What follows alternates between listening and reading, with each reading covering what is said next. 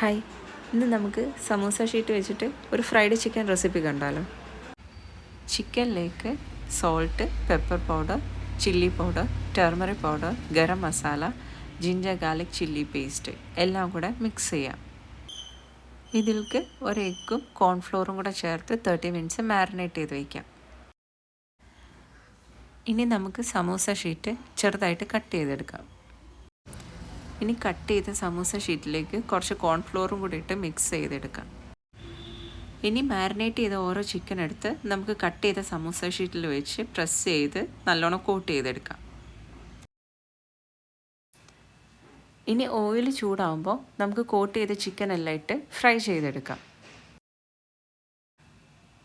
Medium ഫ്ലെയിമിലിട്ട് എല്ലാ സൈഡും ബ്രൗൺ കളർ ആവുന്ന വരെ നമുക്ക് ഫ്രൈ ചെയ്തെടുക്കാം. ഇത് കഴിക്കുമ്പോൾ നമുക്കൊരു ബ്രോസ്റ്റഡ് ചിക്കൻ്റെ ടേസ്റ്റാണ് കിട്ടുക.